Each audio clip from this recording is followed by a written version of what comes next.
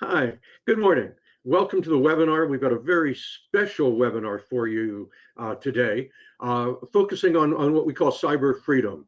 We've got our guest, Marc Ambinder. You see him on screen, and you'll talk to Marc in just a couple of minutes, talking about taming the tiger, as Marc calls it. How do we detect, deter, and defeat disinformation? So we'll be heading off to that. But in the meantime, before we get there, welcome to Secure the Village. We're a community-based response to the cybercrime and privacy crisis, turning people and organizations into cyber guardians. We're a 501c3 nonprofit.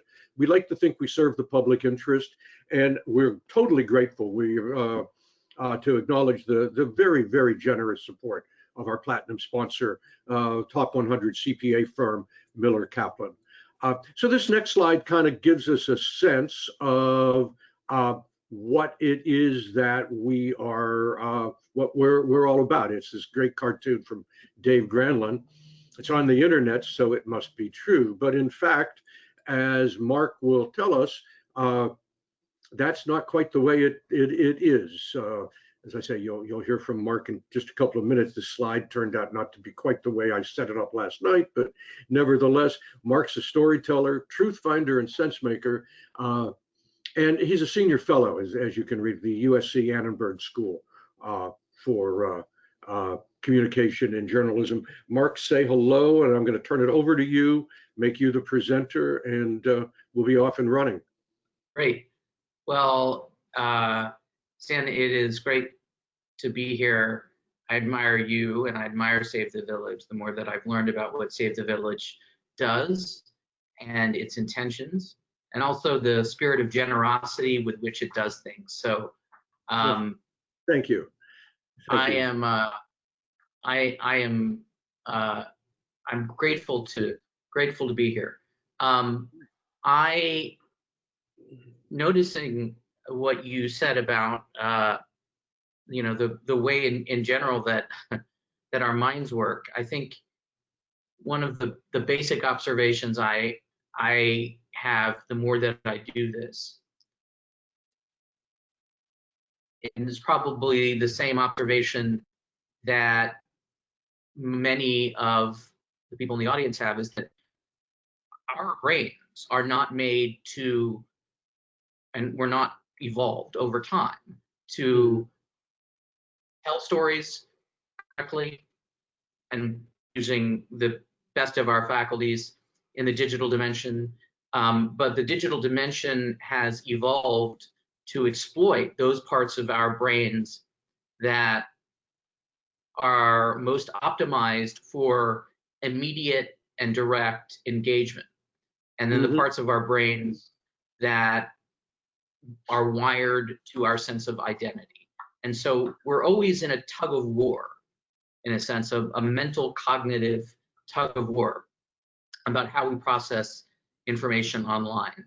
And that's going to be a fact that will exist in perpetuity, because we can't re-engineer, we can't go into our brains and rewire everything. So it's something to keep in mind, that we're just in this struggle automatically. Right. You want to get your slide going? I'm still seeing on screen. Yeah. Let's do that. Because I know I saw your slides. They're great. The audience, we need the audience to do the same thing. Here, I'm just looking at my second here. Yeah, there's mine. Hold on one second. Sure.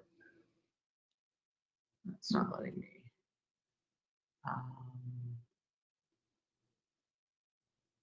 It's not letting me share for some reason, but let me. Okay, do you want me to? I can go. Let's see. Here, one sec. Maybe I know. Can I do this? Yeah. You try one more time, and we can see here. One more time, and I can back out and bring your slides up on my machine. Okay. Yeah. For some reason, it's not letting me share the slides, but as we do this, I will say that disinformation, misinformation have been around for a long time, and I think it's useful making sure that we understand the distinction between the two. Misinformation is essentially information that we take in and process and then share, or use somehow that's just wrong. It's motive agnostic. We do it all the time. It's just bad information. It's kind of been around. Because of the way that our brains have evolved, we are actually capable of taking in a lot of misinformation and figuring out what's useful from it in the right way, and kind of using it properly, and not falling for things. But there is a bandwidth issue. Disinformation is a deliberate campaign designed to deceive, and it is the result of someone or some entity or some process hijacking misinformation and then deciding that there's some goal in mind that they need to achieve with it, and then pursuing that goal. There's sort of a third category that you might hear about, which is, I think the name isn't that intuitive, but malinformation, which is to say someone taking a category of misinformation designed to hurt one particular person, using and creating a campaign around this misinformation and using it for a very specific private objective, not so much a public sphere objective. These distinctions are useful because sometimes the solutions are different. Misinformation is truly solving the problem of misinformation requires almost a cognitive reappraisal of how we process information. Disinformation requires a significant whole of society effort, which includes the public policy community, it includes platforms, it includes the government, it includes international organizations, it includes, in addition, finding ways to incentivize proper information sharing, and also figuring out, okay, do we want to punish people who are deliberate in the spread of disinformation? Because this is something in society that we have yet to get to. When I say punish, I'm a fan of restorative justice. At the same time, there will be unquestionably a call for vengeance in some way against people who spread harmful disinformation. So let's see, do we have Yeah, you want me to share my screen? I've got your slides up. Okay, that would be good. Yes. Yeah, so let me make myself then the presenter again. Show my screen. All right. So we'll go to the screen, and then I'll say next slide in a charmingly analog way as we go there. So this is from September. Give me the opportunity to kind of intersperse my own comments with what you're saying, but go ahead. Yeah. Sure. This is a slide just to give people a sense of the magnitude of what we're dealing with collectively, and forget a second about President Trump. On September 2nd, so Trump encouraged North Carolina voters to attempt to vote twice to test the mail-in system. Traditionally, at least for the past couple of years, when we've looked at disinformation generally, we've kind of looked at it as a problem where the solution to a lot of this is to direct sources to authoritative information at the top, right? The easiest place for people to kind of break into the information stream was at the bottom, by posting something on Twitter, by Discord chat. I mean, the barrier to entry being low, but it's lower at the way down. And the way to solve that is to introduce information friction and kind of move people from unauthoritative information to authoritative information, which usually comes from, for example, the CDC in the case of the coronavirus, or in the case of elections, the federal government. But if you think about what's been happening recently, that paradigm is increasingly harder to stomach, or it's harder to even, I mean, it's just, it doesn't work. If the bad information is coming from the top, or if the systems and institutions in place at the top are losing trust, and not to say that the scientists at the CDC have, but certainly people who make political decisions at the CDC have, in combination with some communications decisions, made it difficult for people, even the platforms now, to Facebook and Google, to show people authoritative information from the CDC, because it's not entirely clear that that's information that we can trust. So this entire paradigm we have of fighting disinformation by pushing people to information sources that are more credible, which is our first instinct, is not necessarily dispositive anymore. And we have to think of alternate ways. Or we have to get back to a point where our faith and sense of efficacy of institutions is greater than it is now. This is, again, a very, very big problem. And it's something that, without leadership from many different levels in society, an entire, I like to call it, again, not a whole of government effort, but a whole of society effort, it's going to be increasingly entangled. And I'm not simply talking about people who, for example, have a partisan dispute with whomever the head of the executive branch is for politics, because that's existed forever and will exist. But there was a sense, for example, before the coronavirus pandemic, although maybe not against people who are, anti-vaxxers, but for most people, there was a sense that you could turn to the CDC or the World Health Organization for authoritative information.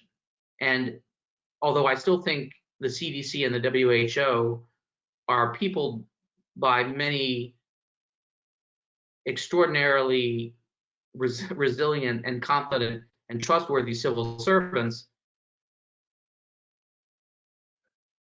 the fact that almost everything in society now is political, and because of mistakes and how things have been communicated, just makes it a lot harder.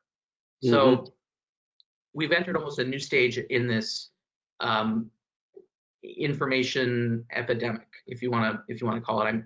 In order to avoid using coronavirus pandemic metaphors, I just try to call it information disorder, in order to just sort of segregate it out, because sometimes the metaphors don't really apply.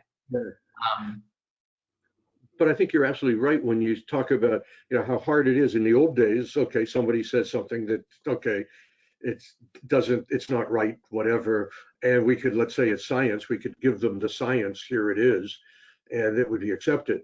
And people aren't accepting that anymore, and it changes the whole calculus, it would seem. It does change the whole calculus. So let's go to the next screen. Sure. Which is just to say that okay, well, yeah, that'll be there. So there are I'm sorry, you can go to the next screen there, the trust screen. Yes. So there will be a sort of a series of things to do, but so this may be a little awkward, but if you can click, just slowly click as I go across, because there's a bunch of things that will fly in as you click. But just to give people a sense of what's contributed to the sense of mistrust over time, decades of truth decay. Truth decay is a phrase that was coined by the Rand by Rand to refer to 20 years of a number of different but aligned societal shifts that have made knowing and understanding basic facts about what truth is very difficult. So, for example, one of them is the blurring of information analysis and reporting. What that means is it is much harder now for people to distinguish what information is, or what opinion is, what analysis is, and what reporting is. And increasingly, stories are framed, and this has a lot to do with the way that the news industry has framed these things and the way that the news industry has developed. There are a lot of websites that are news websites, but are actually websites that simply put a gloss on the news. They fall into a category that almost defies conventional description. Reporting, to me, is the distinguishing factor here, because reporting requires talking to a lot of people on the phone or via text and reading a lot and thinking a lot and then puzzling things out and then coming up with the truth. It's very easy to criticize, and reporters themselves don't always cover themselves in glory. It's very easy to criticize a reporter for reporting something that you don't like, not realizing the reporter made 30 calls and talked to 20 people, and even then cited 4 or 5 of them in the story. That's kind of the process of journalism in that. But the more people, incidentally, the more people who learn about how reporting actually works, it increases their trust in journalism. The less they know about how reporting actually works, they assume things, and it tracks along with their general biases toward journalism, whether it comes from a sense that journalism has a cosmopolitan bias, journalism has a corporate bias, journalism has, a bias towards many other things, which admittedly journalism does. The thing that we've seen in truth decay as a phenomenon is the privileging of personal experiences and stories, which is great in one sense, because more people can talk about what their lives are, and there are many, many more voices in the public sphere. At the same time, just as a simply as an observation, the magnitude of these voices has replaced what used to be a very analog point-to-point communication between the purveyors of news and the consumers of news. So that's not to say that, again, it's a bad thing. It's not. It's just that it is something that contributes over time to the instability of truth. So the third thing is the growth and mistrust of institutions that were once seen as purveyors of fact. This is the decline in people's trust in journalism, which is a consequence of mistakes that were made in journalism, but also certainly a long campaign by conservatives, probably almost 70 years old by now, to discredit journalism as at least an arbiter of neutral claims, which arguably journalism isn't, but if contested that way, or if prevented that way, it's pretty easy to delegitimize journalism. So second thing is just journalism itself is a shell of what it used to be. There are tens of thousands of fewer reporters at the state level. If there's one thing that I want people on this call to really get into their heads, is that if we think about disinformation, we think about armies of people who are spreading it. There are tens of thousands of fewer people now whose personal and professional identities are bound up with the idea of fighting back against disinformation. I mean, at the very least, journalists at the state and local level were almost universally trusted to hold powerful interests accountable, to speak truth in the face of rather significant pressures, meaning the exact type of people you want on your side when you're trying to push back against harmful disinformation. There just are tens of thousands of fewer reporters who are doing this now. And that is a significant degradation of society's capability to fight back against misinformation. So the third sort of part of this is global strategic disinformation, which is if you think about the physics of space and time and how we communicate, it's entirely different. It is extremely easy and quick for something to spread now, whereas in the past it would have taken much more time. So the speed of dissemination, network effects, which is to say you spread it to 3 places and it becomes spread to 100 places, and you can't really gatekeep at different barriers in the way that you used to. And then an extremely low barrier of entry, which means that anybody who is smart and devious or motivated, and I don't use those terms interchangeably because people, if their identities are threatened, are often extremely motivated to spread misinformation, and they don't consider themselves devious at all. They consider themselves truth tellers.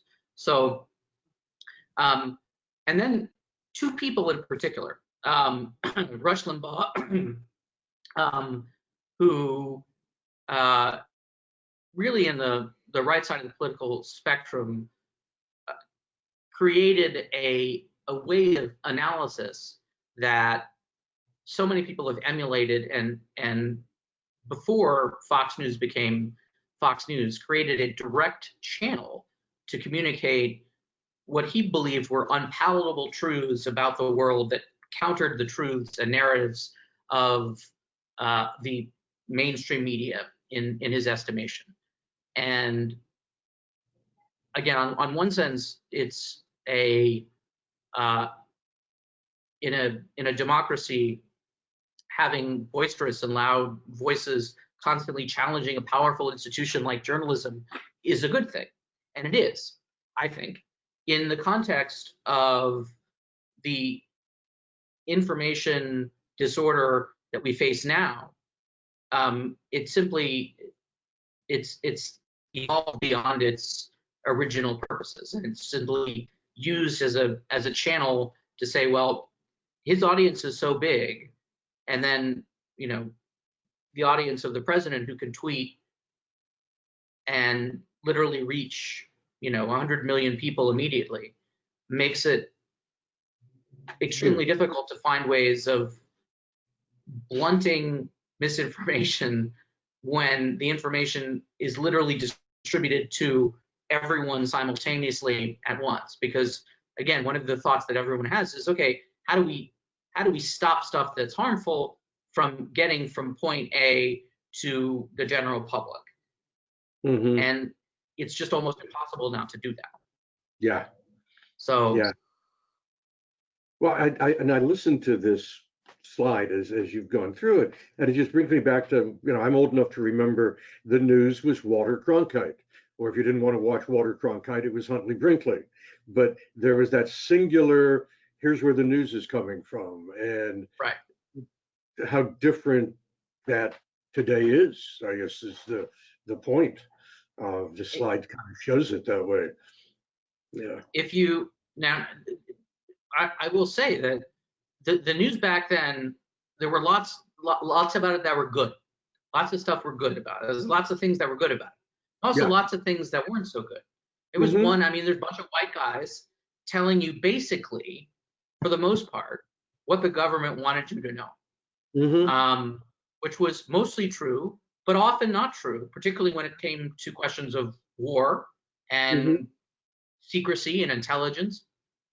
And it took certainly the media was at the forefront of many social justice struggles, but even then found significant challenges in communicating them and as we still see, incorporating what the story of America really is into their point of view. So you'll see in this presentation and just anywhere else, observations about the way that information flows that for the current moment might strike you as negative, but for their time were positive developments and helped bring a lot more people into the system. That said, let's just drill down on the focus of misinformation. So the next slide kind of gets to a little bit more of the, so there's the president. The next slide gets to a little bit more of a summary of kind of where we are. So no consensus around basic facts, which is to say it's really hard, and the things that people agree on, even admitting is a fact, is just much less than it was. Journalism peeled back means that there's no counter force, which I know is a military metaphor, a nuclear metaphor, but it strikes me that we are in a state of war to some degree, and there's really no counterforce to it. There's no organized, massive response to misinformation or disinformation at scale. And the global strategic disinformation developments, I think, have led to what I call metacognitive information disorder, but that's just a fancy way of saying it really starts in our own brains, all of this. We have to think about this from a perspective of the individual, from society, from our social and cultural groups, from politics, public policy groups, the platforms, and the government. Let me give you one example, which is the next slide. Oh, go ahead, Tim. Well, I was just going to say, I mean, are you saying we humans are not perfect? You are, but the rest of us are making mistakes fairly often, and I know I am. I could go through, because now I'm so sensitive to this. Every mistake that I make in terms of sharing something that I shouldn't share it gets cataloged in my brain. It reminds me of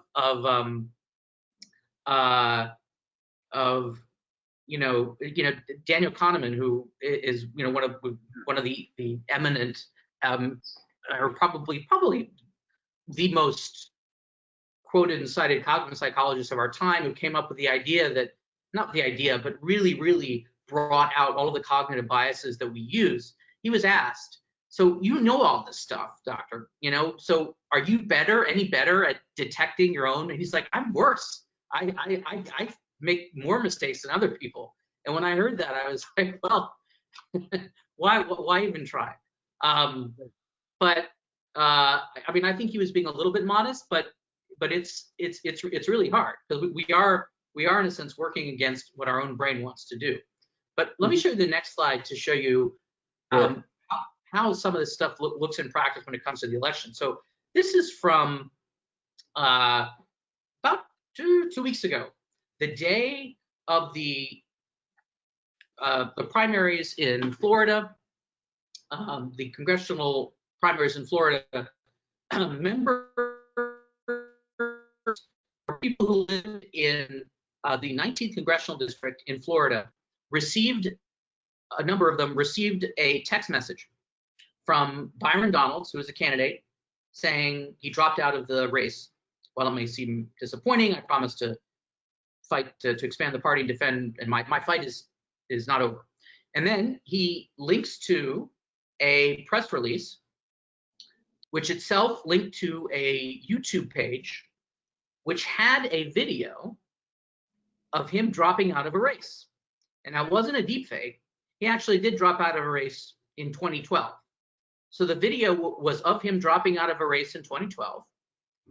Also, the video had a chyron, which is the sort of lower third of the graphic. It's a term of art in TV for the lower third. You can see it there. Byron Donalds drops out of a congressional race. Which added authenticity. So you had three methods here, three types of media used for a deliberate, you could call this a disinformation campaign or a malinformation campaign. But so far as I know, this was the first time that somebody was able to use a technique called SMS spoofing, which is to say they can take a phone number that belongs to somebody else by stealing the credentials for it, or by a number of other ways, some of which are easy, some of which aren't. And separately going onto a platform, creating a fake site belonging to this congressional candidate, and by using what looked like a real graphic from a real local news station on top of that, all of which in one's mind, if you're looking at this as a viewer or a listener or a reader, someone who gets a text message, you're being assaulted essentially from three different vantage points. The enemy is attacking, and again, I'm wary of using war metaphors because I am, although I'm not a pacifist, I'm not a war guy. But this is a war against our brain. And I want to show you exactly how this works. So you have a text message, right? So you're getting something on your phone that you might be skeptical of a little bit, but then again, it says it's coming from him you don't know. And then you're advised to go to a YouTube account. And the YouTube account looks real. Not only that, it has a video of him actually doing what it says he's doing, although you don't know that it's from the past. And it has a real, authentic looking, hey, this is what the Fox 4 News Chiron looks like.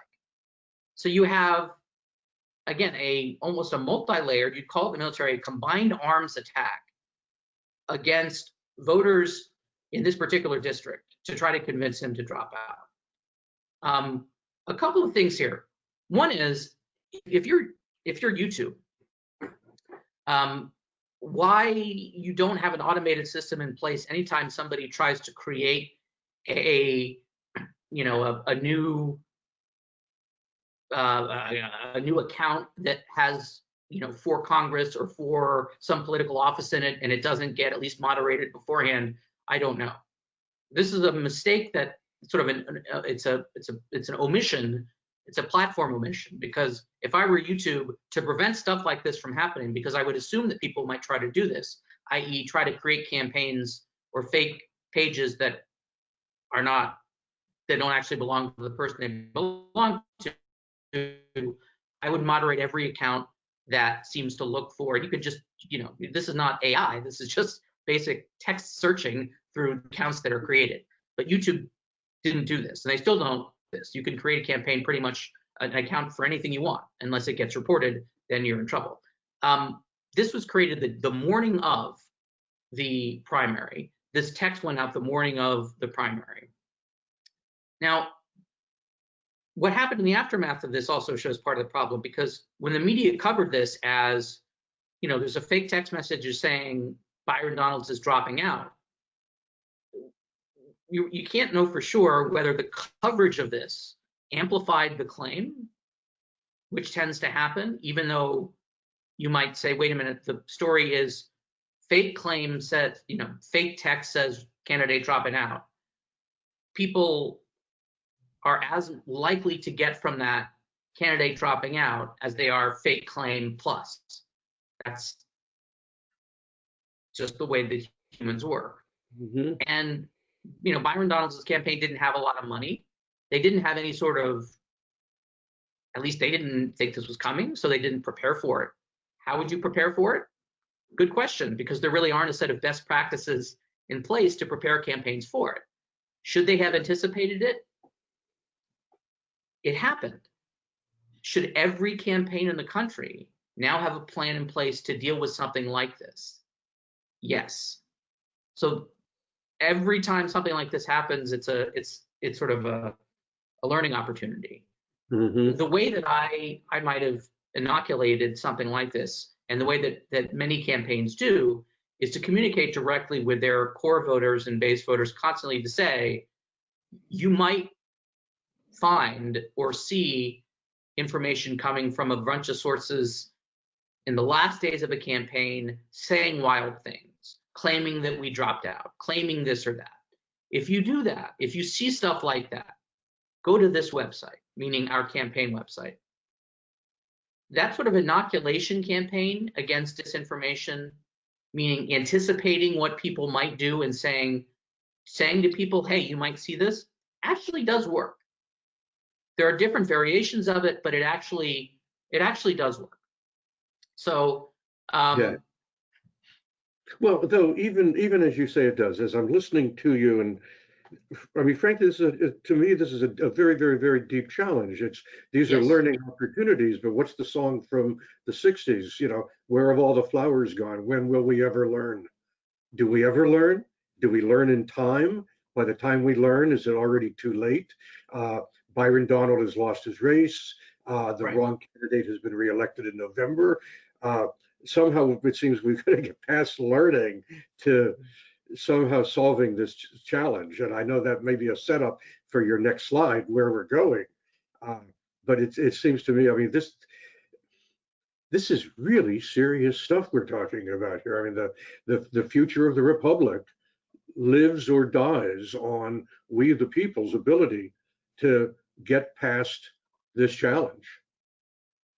It really requires a reset, and the approach that I think is most useful for everyone is to start at their point of contact with the digital world. So we can go to the next slides a little bit. So the slide after this has, for me, a basic digital security checklist, which, you know, Okay. if people are welcome to screenshot this if they want. Sorry, it's not showing it exactly, but you've probably seen and heard stuff like this a zillion times. I need to be reminded of this stuff every single week, because this is how it becomes so easy for people to basically, at the point of entry, sabotage your own work or make you a vector for the spread of misinformation. So always use a password manager if you can. Two-factor authentication is critical, and not just for passwords, but if somebody sends you a text message with a link and you weren't expecting it, you should ask the person, did you mean to send me this? Is this real? And see what the person says to send back. Even if you know the person, you have to start using this in life, because it is really, really easy to spoof SMS messages now. You have to, and I unfortunately think, even as much as it takes a lot of your mind space, you have to assume almost the default that somebody is trying to play games with you rather than send you useful information. Yeah. So I'm not going to go through all of these just because I think many of you have heard them. Feel free to screenshot or take a picture of this particular checklist, and then in a few seconds we'll go to the next sort of checklist, which is more of a risk analysis approach to dealing with data, which is also kind of helpful. Mm-hmm. But I think this is where you have to start. You have to fortify your homeland. Yeah, If totally. you don't do that, then it's going to be hard for you to model behavior to others. And go ahead, Sam. Well, I was just going to say, these are the same kinds of Oh. things that we talk about in cybersecurity. It's not just on the information side, but how do you keep yourself safe? How do you keep your information safe? We've got Steve Krantz, who's on our board.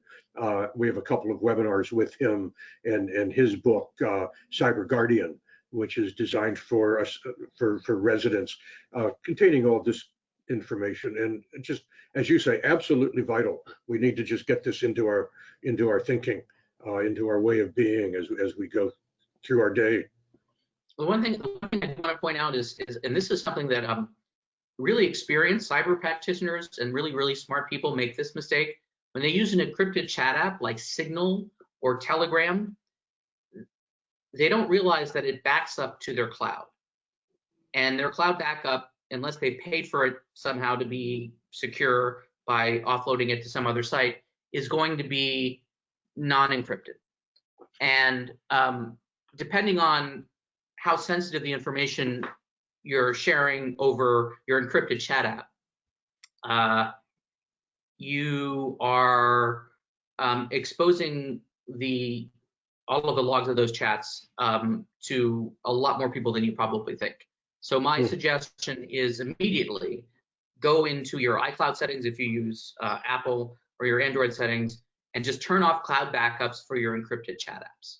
The other thing that I would suggest that, again, a lot of people don't do is you need to disable automatic downloads of files and pictures and photos from your email accounts, whether it's Exchange, whether it's Google, and also your chat apps.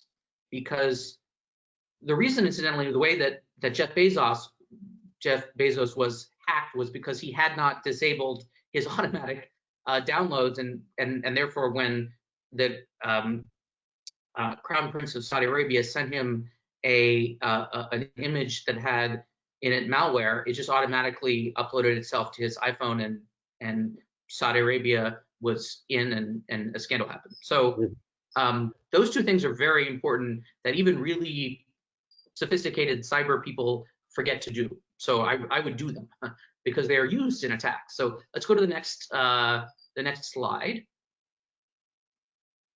Here we go.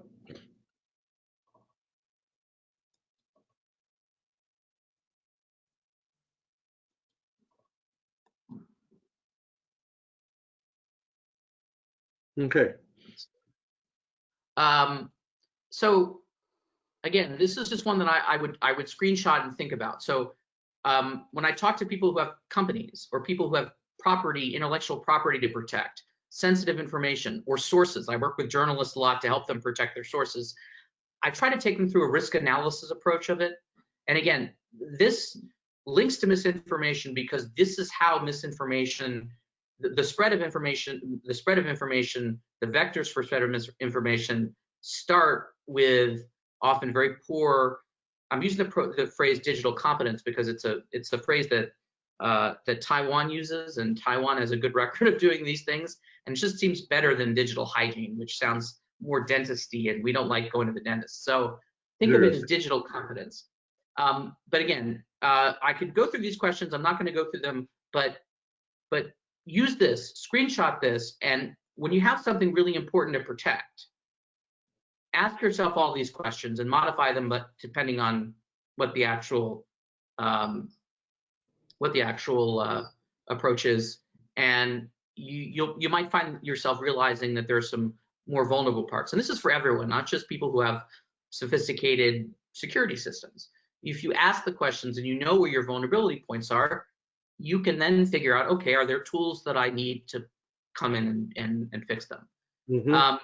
Two other quick slides before we talk a little bit more about what platforms and other people can do and how we can talk to them. So the next slide is just, I show this to people. If you're not familiar with this slide, if you're not familiar with this site, haveibeenpwned.com, this will show you whether your emails and passwords have been exposed to the dark web. When you actually go to this site and you put in your email, don't worry, it doesn't record that you went to the site. The site itself is very safe, but it searches the dark web for your any email that you've put in that will to a site.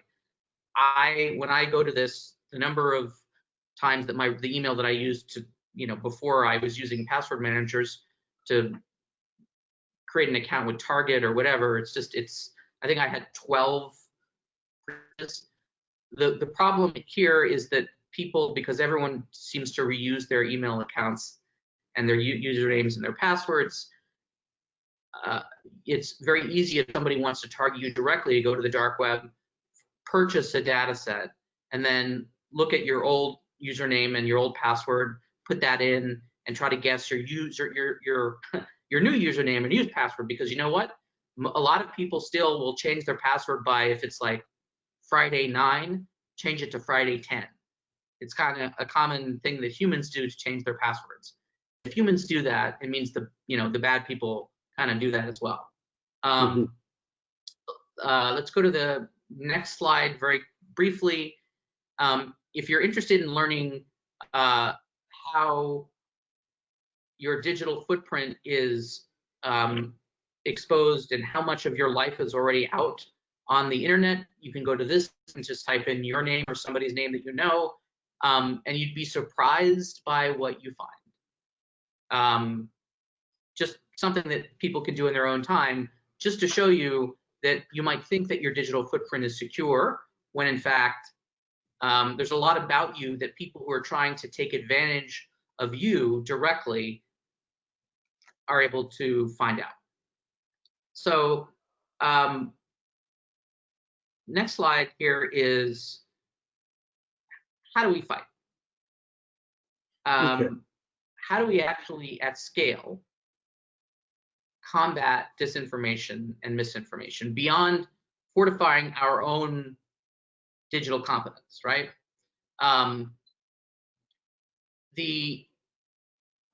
way that I like to think about it is we need to update the mental operating system of everyone, the sort of the software that we use, starting with digital competency and media literacy as core elements of education.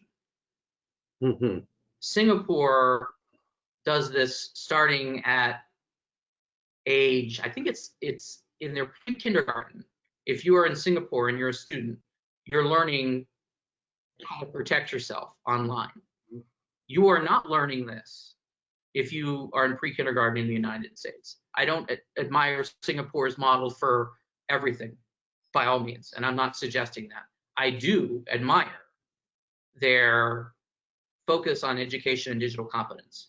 Yeah. It works. It works as a way of building and engendering trust, for example, in the parts of Singapore's bureaucracy that distribute information. Not saying that Singapore's record on speech, and this is not an endorsement of that, but Mm-hmm. people trust, for example, the authorities in Singapore to provide information on health.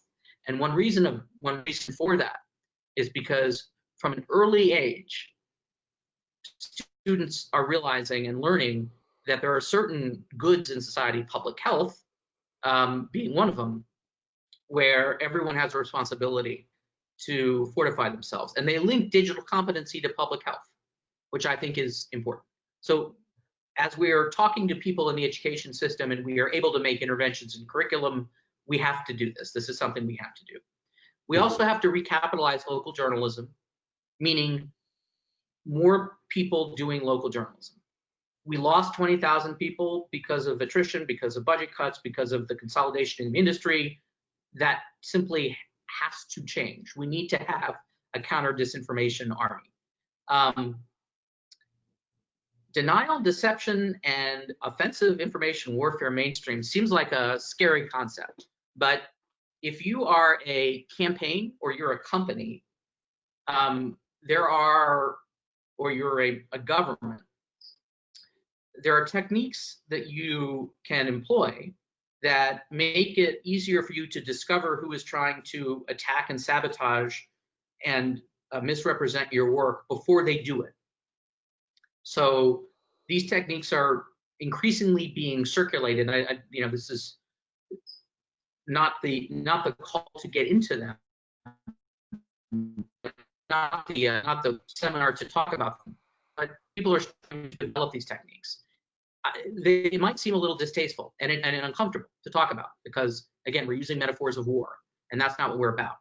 But at the same time, if you have information that you don't want to be gained, then you're going to have to step up your level of defenses to match the level of offense. So platforms, Facebook, Google, Twitter, information friction in news voids, which is to say, when a news void is when there's an extremely high demand for information and the supply of good information is really low. This is when people are most likely to look for information from non-trusted sources and their friends, because those are the only people who are putting out information. During these times, the platforms have an obligation to create friction between people being able to immediately share information, incentivizing, for example, pausing between sharing. So let's talk about what that looks like again from the standpoint of a platform a little bit more. The next slide. Yeah. So it's the concept of, for example, a stock market circuit breaker for viral content, which would seem obvious, which Facebook is only now putting into place. So it would be thoughtful suggest features, which is to say, if you are looking for information about something, the platform will direct you to more authoritative sources of information. Although we saw at the beginning, that's becoming increasingly difficult, or is difficult when there isn't trust in authoritative sources of information. Visual context additions, aggressively banning people who willfully and repeatedly spread harmful misinformation. One platform, if you're kicked off one platform for spreading misinformation, maybe it should be a norm that you're kicked off of another platform for doing the same thing. the platforms can contribute to the rest of us digital forensics tools so that we can figure out what a deepfake is and what isn't. So disinformation practices like digital watermarking are very important. I'll note that Adobe, which is the company responsible for both the program Photoshop and the metaphor Photoshop, will be incorporating invisible digital watermark technology to virtually all of their different programs within the next year, which will make it a lot harder for people to use anything created on an Adobe platform for a deepfake, for example, and not have it be detected. There's going to be an arms race, of course, and people are going to find ways around it, but this is a huge step in the right direction, and it's the type of thing that when you're talking to a company that produces content visually, you should ask them, do you have a digital watermarking plan? So next slide. So this is something that Facebook is starting to do with COVID-19 related information. This is an example of a visual context addition. When you share information about COVID, it, depending on the post, it will say, first, before you can share, actually, it makes you pause in your head, which is important. It tells you when it was first shared, who the original sharer was, when their account was registered, because that could tell you whether the account is new. If it's a really new account, the likelihood that it's trying to do something nefarious is probably a little bit higher. A lot of this has to be refined because people still might see this and say, well, I don't really know what this actually means, what this actually is telling me. And so Facebook needs to do a better job of explaining to people why having been registered more than 10 years is probably good versus having been registered 10 days ago is probably not. But it's a step in the right direction. And I'll go through the next few slides kind of quickly so I can get to a couple of questions here, but they're basically the same. So when do we fight and where? Because you can't fight against everything. I would suggest that we limit our fight to threats to public safety, to national security. I don't mean that in meaning rallying around a country when we're when we're going through a policy debate about whether to go to war, but I mean threats to legitimate threats to national security that we are all cognizant of, and threats to public health, and the integrity of democratic institutions, which is to say the vote. Where do we let go of? In other words, what should we not fight? In other words, what do we not need to essentially either not worry about, or if we spend our time worrying about, it will distract us from fighting against the things that really matter. I would say, and this is going to be hard for a lot of people because this is kind of the bread and butter of what a lot of our engagement is, but political uncertainty, things that are politically uncertain. Most policy debates, we just don't have the capacity at the moment to fight against misinformation about most policy debates. Now, I'm not talking about policy debates where public health is essential. I'm talking about, for example, tax cuts. I'm not going to spend a single moment of my time. I'll tell you what I think of tax cuts. I'm not going to spend a single moment of my time thinking about how to fight against misinformation in that realm at this point. And also, most fact checks, the more fact checks you see and do of irrelevant information, such as, did Kamala Harris, when she was running for this office, say that she was African American or Indian American, or does it matter? It matters to people, and I know it's, in some people, it's an extremely important issue. But when we do a fact check of that, we elevate that debate into the realm of something that is almost as important as the debates about everything else. I would not fact check that information. I would not give those debates ammunition. Fact checking in this case amplifies and distorts political debate. It's a whole nother discussion we can have, but I'm pretty passionate about this stuff. That's a good point. Yeah. I think I want to. I think now I just want to stop and listen and hear if there are any questions from you, because anything else that I talk about will be more of a recapitulation here, and I'm happy to go over time and answer some questions because I know I've been talking for a bit. Yeah. Well, and first of all, thanks for all of it. I mean, this has been very, very, very insightful, Mark, and I'm happy to go beyond the 11 o'clock hour if you want to keep going on this. Sure, yeah. Any questions, and by all means, I'm happy to. Yeah, I mean, in some ways, and I had this discussion over the weekend with my brother and sister and a cousin of mine. We were talking about this same subject, fake news and disinformation and all. And I was reminded that back in the 10th grade, I took a journalism class, my only experience with your field. The first chunk of that course, this is 10th grade, the first day of class, the teacher comes in and he says, "What's truth?" And we spent, I don't know, a third of the semester, half the whatever, studying Plato's book 7 of Plato's Republic, the cave metaphor. And just, what is truth? How do we get our arms around it? And how easy it is for we humans to be misled, to mislead ourselves. And here, I won't say how many years later, but suffice it to say a lot of years later, we're now living in this space. I'm grateful to you for the work you do in helping us wrap our arms around it, and invite you, just let's continue for the next few slides and see where, what other kinds of thoughts you've got on this subject. As I say, I'm grateful to you for sharing your wisdom. All right. Well, the next slide is more of an aspirational slide, but to give people a sense of where I think we ought to go, which is, what is if we could list a couple of goals that we actually have, some fairly concrete goals. How do we get back to a point maybe of truth stability, and what should we be thinking of? I think one of the things about misinformation that is scary to people is it seems like it's too big of a problem to deal with. And I agree, it's a huge problem, and it's a chronic condition more than a problem, but I think we can deal with it. So a counter-force community that values truth and fights for truth and figures out a way to punish violators, which to me is people who are abusing their access to the public sphere to deliberately spread misinformation, should be banished from that access. It doesn't mean they can't pursue that's to me what that means.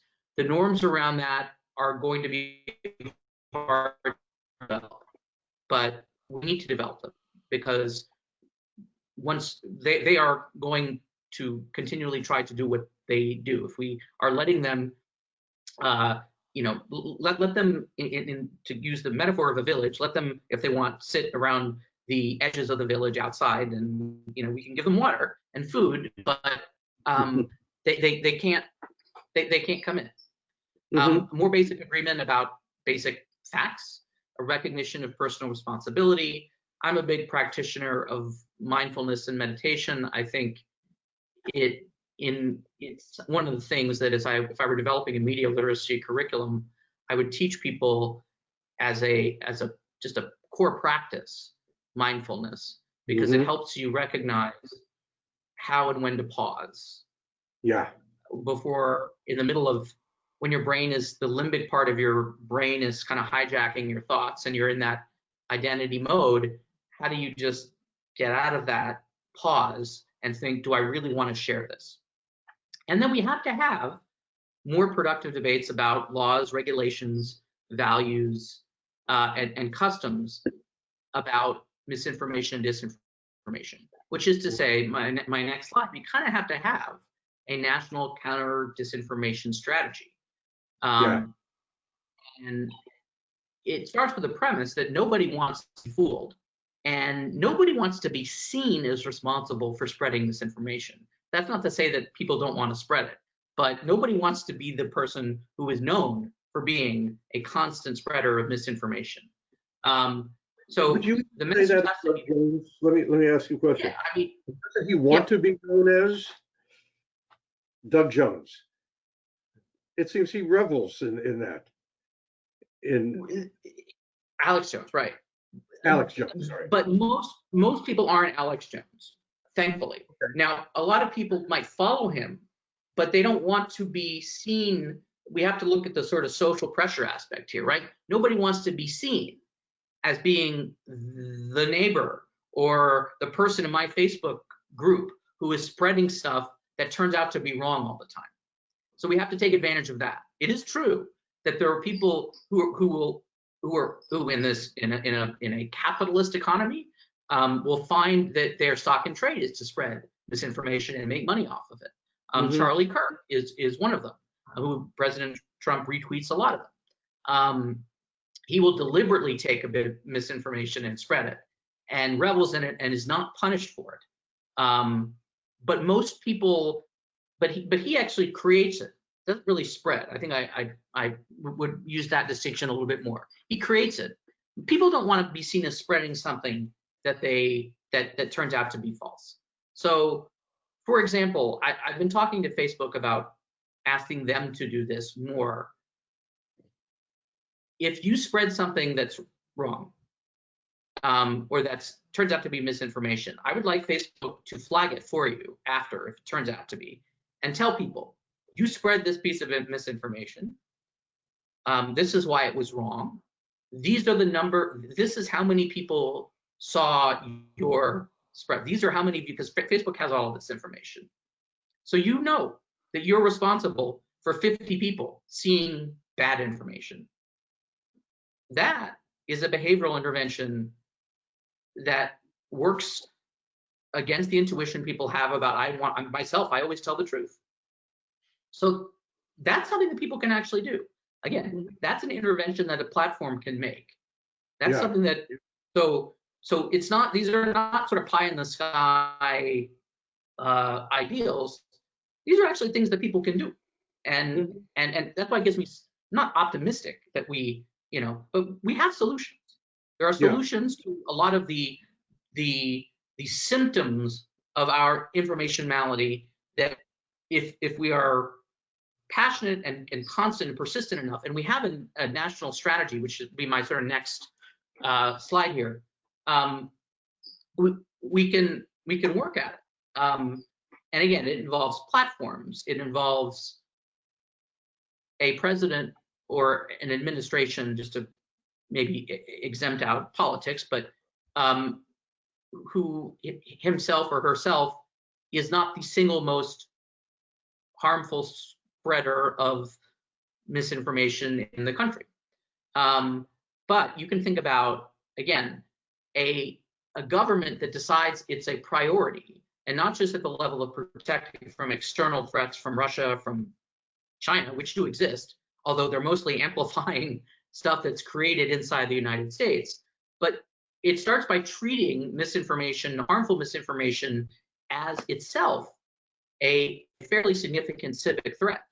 So you can think of all sorts of ways in which a national strategy, again, there's going to be political difficulties, and I can think of all the ways that different media organizations would cover different stuff like this, but look, you can train people to be digital forensic sleuths. You can deploy people to help election officials and companies to others. You can again encourage platforms to create repositories of accounts and claims that fall into the category of harmful misinformation. And you can do it about national security emergencies, public health emergencies, and voting integrity. So you don't want the government, and I don't want the government, telling me, even on something as existential threat as nuclear war, which is one of my sort of personal interests, not in starting, but in stopping, and and then climate change, as Stan and I talk here, we're under a cloud of ash from a nearby fire, a nearby wildfire in California.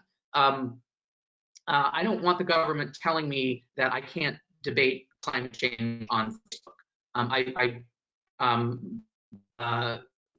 In part because that's not going to be helpful to convince people, and there are still ways to persuade people to change their behaviors on these things. But I do want the government, to the extent the government knows that there is a valid, there's a lot that we need to do to get there, but if there's a valid, tested, safe vaccine for COVID-19, I need to know that. I want to know that. That's a much more direct thing, and I don't, I don't need to see debate about that. Or at the very least, if there's debate about that, the government can exempt itself from it, but one standards for dealing with the information, and people who are harmfully spreading this information about it could be different.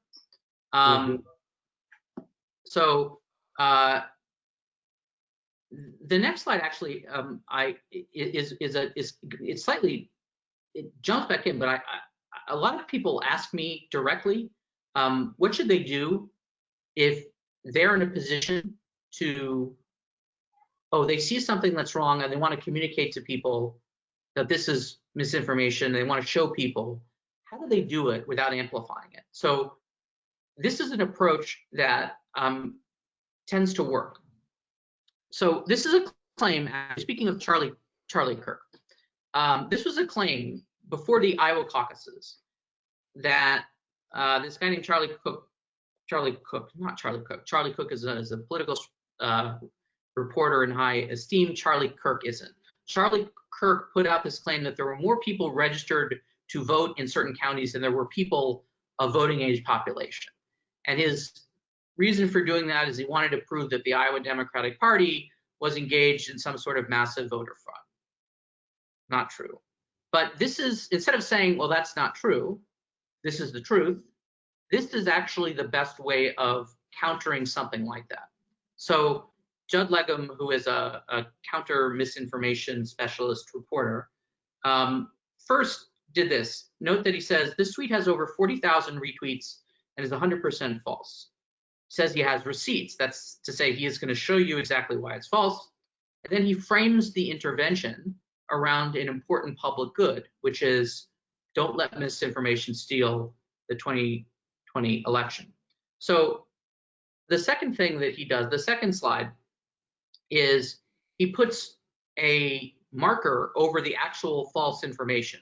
So anytime somebody wanted to share even Judd's counterclaim, nobody is going to see the wrong information without seeing that it's false. So the second slide, he just explains what the problem is. The report falsely claims the truth is that the number of active voters doesn't exceed it. The third slide is perhaps the most important. This isn't hard to figure out. You can check my work. He tells people where they can go to do the same work that he did. He shows them. And it doesn't just tell them, he gives them links, and then he shows them what they will see when they go through the link. He's taking your mind sequentially through any doubt that you might have.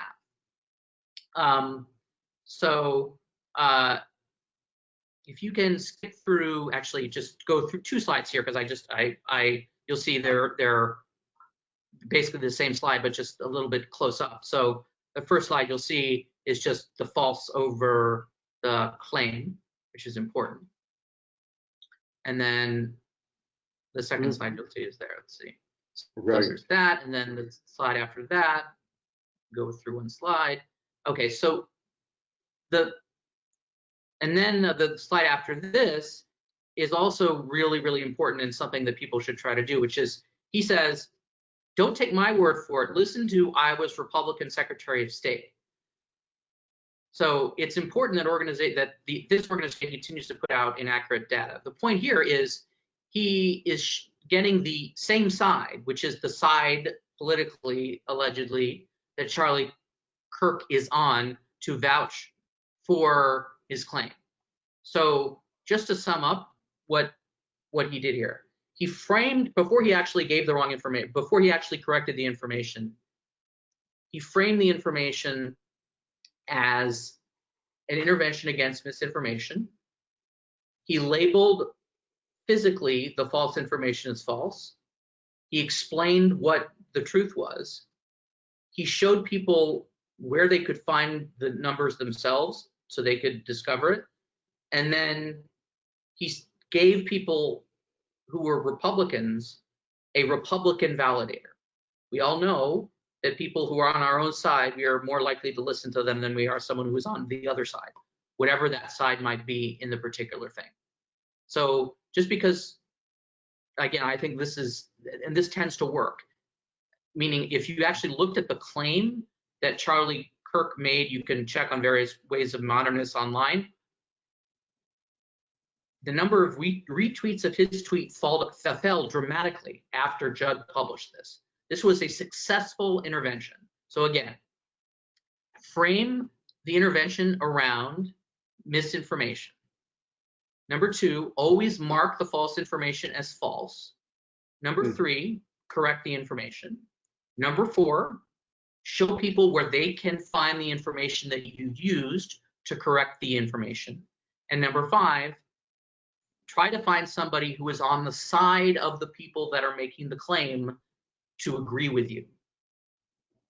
That works on a fairly micro scale. You can think about how that might inform an approach to getting people, for example, to wear masks if they're not wearing masks, and that's something that's important to you. On a slightly larger level, we'll go to the next slide. I'm a big fan of inoculation campaigns, and we did a little work, USC did, with California on this, although California had started this before we did. So they created a program called Vote Sure, which tries to inoculate California voters against misinformation that they're likely to see in advance of an election, and regularly and repeatedly directs the public where to go instead. That is, if you see something that seems weird or you're not sure, go to this site and check it. So they developed partnerships with the platforms, all of them, Facebook and Google and Twitter.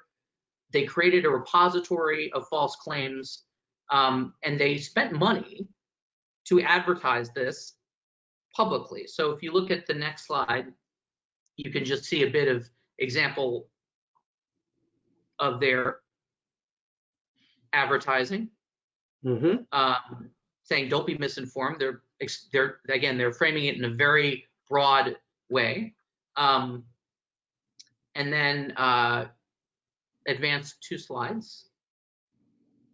I think one of the slides here is same one. The next slide is just a commercial, but I didn't embed the commercial, so you can't see it. But the next slide. So the public reported to Vote Sure 300 or more erroneous campaigns, and 98%, meaning the public sees something on Google or Facebook. They're not sure if it's true. They go to this website called Vote Sure. They report it. Vote Sure immediately calls Google and Twitter. It's taken down. California's turnout reached 60%. Point is, it's not perfect because a lot of people saw this information campaign at times, but imagine if every state did this. Every state had the capacity of a state like California to do this. And imagine that you weren't getting misinformation from the federal level on this stuff. You could see how at a fairly, again, the reason why I end with a slide is because this was a successful example. People are always looking for in the United States. I can give 100 examples of how Taiwan was able to do stuff, or Singapore, but we're not Taiwan and we're not Singapore. We're the United States. So we have to deal with the culture, political culture, and political society political sort of social relationship that we have. And there are successful ways of combating misinformation at scale in a way that helps the public meaningfully participate in democracy and combats harmful misinformation about public health and public safety. So I'll end. That is my last slide. I'll end there. But I end on a positive note because I don't want people to think that the chronic condition is not treatable and there aren't things that we can do and that people have given up, because that's not true. Yeah. No, and in fact, first of all, I'll say that can't be true. We have got to get ourselves over and above this. As I said, I mean, I don't think I'm being overly pessimistic, but I think the Republic is in danger of fake news and disinformation and all that you're talking about. Couple of questions, one question, and then another point. It's kind of a question, but I think it may be a deeper subject. I got a text from one of our members of the audience who asked very specifically and pointedly, would you consider it accurate to label most news organizations as providers of opinion as opposed to reporting elemental facts? It appears they talk more about things rather than actually report on things. And I watch CNN. That's my primary television news source. I also have the internet and all. And I think that's a somewhat accurate statement to make about CNN. They mix together the reporting on the facts with what their analysis of those facts are, with what their opinions on those facts are. And I can acknowledge, I think sometimes it's hard to tell the difference. What are your thoughts on that? I think what your correspondent is describing is it's an observation of reality that has less to do with a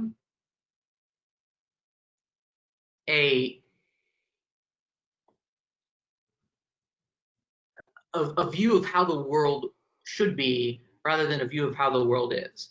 That is to say, CNN reporting just the facts would not exist in this environment. Meaning a fact is something that a lot of people are now getting directly from a source if they're online. If it's a local crime alert, they're not getting it from local news, they're getting it from a police agency, or if it's a fire notification, they're getting it from an app like Citizen. Or if it's a statement from an official, they're getting it directly emailed to them from an official. Those are the facts. It is, if you were to go back and look, if you were to go back and look at the newscasts and magazines back in the golden age of news, you would find that the facts that were being presented were almost exclusively facts that the government put out and vetted at a time when it was in the government's interest to use the news media to do that. There were, and of course, throughout the history of journalism, starting from local community progressive radical newspapers to the sort of revolt against national security conformity that started in the 1950s, that really led news organizations to start to tell stories in different ways. But the function of a news organization today, I think, should be biased in favor of in-depth reporting and telling stories and making sense of the news. There is always going to be an element of analysis and opinion in that. You can't not have that. I would caution organizations to actually get out of the business of saying our goal is to simply provide facts, only because people don't go, they think they go to the news to get the facts, but they don't. They go to the news to get a sense of what's happening. To understand what's happening, not simply a list of facts. What's happening is a story, and the story is put together by people who say, this is the more interesting, more relevant fact, or based on my expertise and knowledge in this is what I should put first. This voice is the voice I should put here. This voice is the voice I should put there. I mean, it's a curated sense of it. Does it lend itself to confusion between fact analysis and opinion? Yes, but those lines in general are very blurry to begin with, and they only seem not blurry when there are very few sources of news. So a lot of times when people ask me, how come this work, you can't just the facts? And I ask what the facts are, and nobody has any answer. Like, give me an example of a story where that's just the facts, what you'd like to see, just the facts. And they say only the stuff that's true. I say, okay, I get that. And there are things that were close to the truth in many cases, and we're always trying to find the best approachable or the best available truth. But there's a significant amount of actual uncertainty about most things. So how are we presenting them? Okay, well, then present both sides equally. Okay, but that in itself is a question, right? Because then you're saying both sides have equal weight. Well, when it comes to the truth of, for example, evolution, that's not true. So I'm not going to present those two sides equally, because it is just not true, in my sense, that, and in sort of a collective sense, because of agreed upon values that we have, and certainly journalism has those. But what I would say is, it's also incumbent upon journalism to be open about what our agreed upon values are. So if we are a journalistic outlet, for example, that has a set of core values on which we report, for example, access to the instruments of democracy is one of our things. Holding powerful interests accountable for their actions is another one of our things. If some people think now that social justice should be, again, in our democracy, given its needs, it should be a goal of journalistic organizations to promote the cause of social justice. That doesn't mean promoting policies specifically or promoting people. It simply means that it is a good thing to promote social justice and it is a bad thing to promote racism, right? Being open and honest about the fact that these are the values that we have, and then showing people how we go about reporting, is a way that we can induce and build trust in people and begin to redraw some of these distinctions between fact, analysis, and opinion. Mm-hmm. It's a good question. I think the frustration behind it is part of what makes disinformation so easily palatable to people, because it just seems like it's a story like everything else. Mm-hmm. Mm-hmm. Yeah, as I'm listening to you, and this idea that beyond the facts is the context, is the story. I'm right now reading Ibrahim Kendi's book on the history of racism. And he tells the story from my own experience. It's a story that I lived through in my youth of the 1960s civil rights era. And a piece of that story that I never knew until reading his book was the extent to which Kennedy supported the civil rights movement in America, in part because it was a way to counter communist arguments that America was not a free society. And okay, that's an important piece of the story, that perhaps some of the motivation for what we did in the 60s was not just because we viewed it as morally correct, but because we were in the midst of a Cold War. And that puts a different spin on it. Yeah. So it's like having that context, having that story, I think is vital. And if I heard you right, what you're saying is, let's just be open and upfront about what our values are, what are the facts we believe in, what are the perspectives from which we come, so that we, the audience, can look at the perspective and the basic goals, objectives, etc., of a news organization, and use that in part as a way of deciding whether or not are these the right facts, the right stories, etc. Is that making sense? One thing I would say is yes, and one thing I would say is it's essential for news organizations to include as part of any core value they have the embrace of uncertainty, the communication about uncertainty, and a willingness to correct themselves and to change their minds and their stories as the facts change. We see problems like that even with a lot of reporting about COVID-19 as it has changed, and public health authorities not themselves being able, not blaming them, but just really hard to communicate to people about scientific uncertainties and what people should do and what they shouldn't do. And that makes it doubly hard for the media, which is awful about communicating about uncertainties. I think it's important that a core value for any news organization be a lot of what we report about does not have a certain answer. And so our reporting is going to uncover different threads that may seem confusing, and we're going to try to present them as they are. And it might not make sense as a complete picture now, and it's provisional. And the more that we learn, the more that we're going to tell you.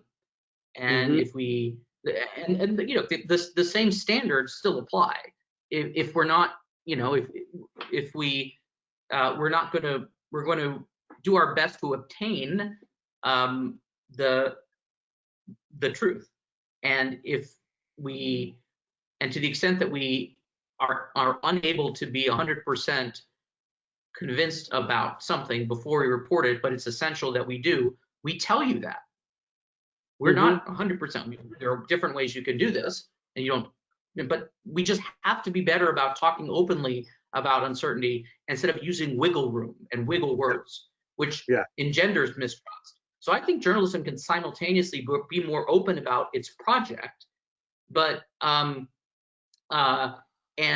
actually coalesce around actual values that move away from this weird objectivity standpoint and move to a place of procedural fairness to the claims that are coming in, which I think is more important than objectivity, which is to say fairness and again, a greater sense of adherence to the values that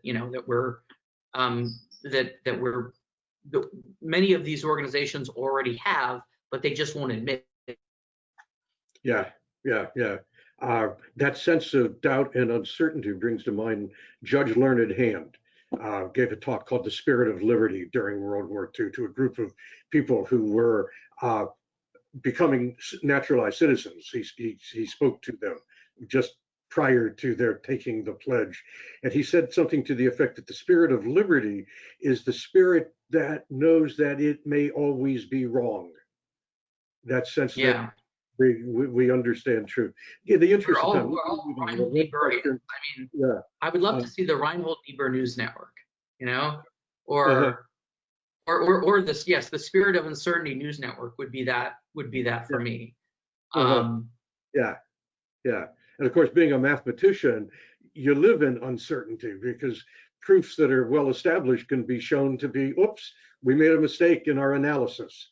And there's stories like that. When I tried to use that excuse with my math teacher, though, he just said, no, you're wrong. You didn't do the calculation right. But I was never good with you got to go a little bit deeper doing arithmetic.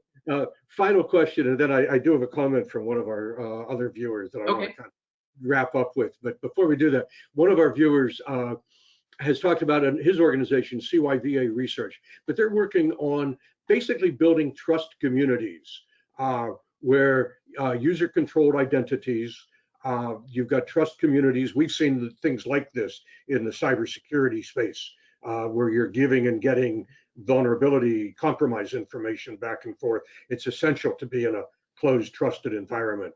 But here we've got, he's talking about trusted community members being held accountable actually for ethics. Are these a way of moving to where there's greater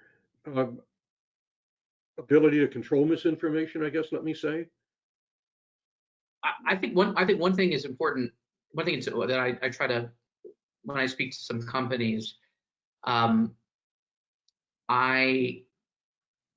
ask them, in your employee evaluations, do you ask your employers or your employees or do your managers ask you about digital hygiene and competence? Have you done this or this? And the answer is no. It's just always seen as, well, that's like, I mean, the IT people will do that, and we're not responsible really. I mean, we are, but we're not. That's completely wrong. I mean, from an intuitive perspective now,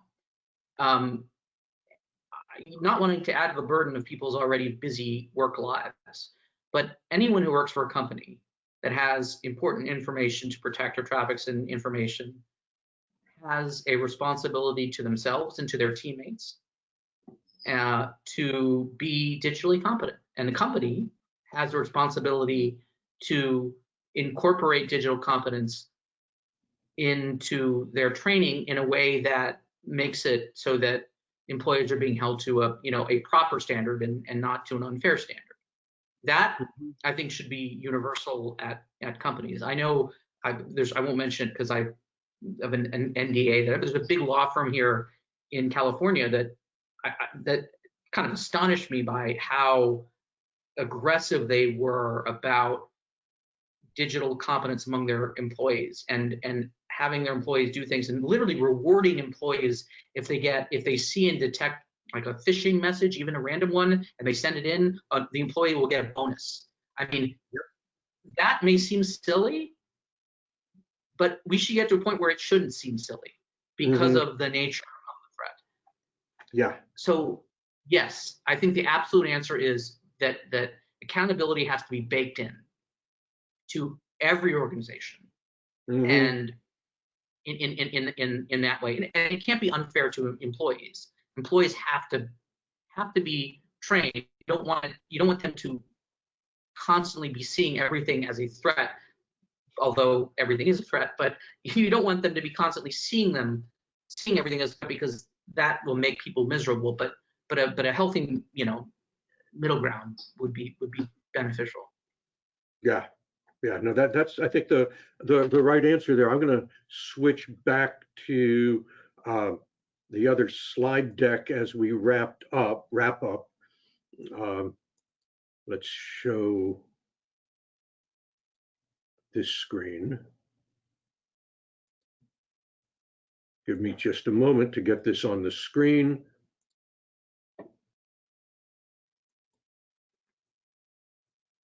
Move on to the next slide. Yeah. So here's a slide. We've got a couple of other webinars coming up soon, as you can see here. Starting this Thursday, we're going to be looking at the world from the board perspective. We're also kicking off an insurance brokers roundtable. That first one's September 15th. That'll be a monthly one. And then the end of the month, we've got our financial services cybersecurity roundtable coming up as well. And all of this is on our website. One of the quotes I think that Mark that may be appropriate to what we've all talked about is the quote of Sun Tzu on this slide, that if you know the enemy and know yourself, you need not fear the results of 100 battles. And that's true not just in cybersecurity. And the point here is our weekly news that you can sign up for on the Secure the Village website. But that's also true of handling disinformation and misinformation. Here's all the great things that Secure the Village does. We've spent a lot of time today, so I'm not going to go over this much. Here's Mark's email address, ambinder@usc.edu, if you want that. I want to leave with this quote of Bobby Kennedy's up on the screen, because I think it's so absolutely important.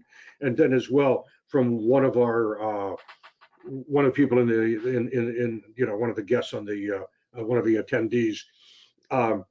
Kennedy's quote, of course, is the future is not a gift and it is an achievement. And we're right now in that place very, very much here with this election less than 60 days away. But I want to leave Mark, and first again, I'm so grateful to you for taking your time on this. I want to read a quote. It's my pleasure. Oh, these are the win-win-win-wins. So yes, one of the people in the audience, a friend,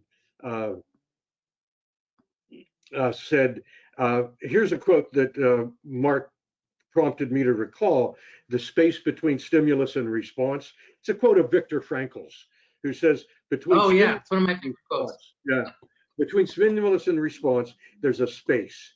In that space is our power to choose our response.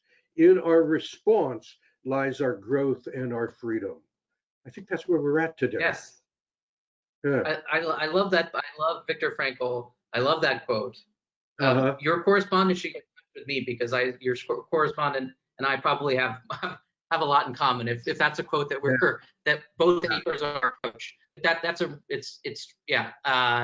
It's very wise and very sage. There's a lot more to it than might even seem. But it is ultimately the catalyst for hope. Realizing that every human being has that capacity, which we all do, is ultimately why I think it's worth even talking about this stuff, because we can all do something. We all do have that capacity. Yeah. Yes, we have the world to change again and again and again. We have that capability. We have that optimism. I think that's part of. I love ending on a Viktor Frankl quote. That's pretty cool. Yes. So again, Mark, I mean, just so grateful to you for taking the time to help educate us on this. We've recorded it, of course. We'll be posting this in the next couple of days as we get it all put together and all. But thank you so much That's my pleasure. It really was. Super. And Well, again, thank feel free to, if anybody, ambinder@usc.edu if you want to get in touch with me about anything. Happy you. to talk with people in more depth. That is fabulous. You're also on LinkedIn, I know, because we're connected there. So that's another way to find you. Again, thank you so much. And with that, this rather long webinar, we are adjourned. Thanks, everybody. Bye-bye.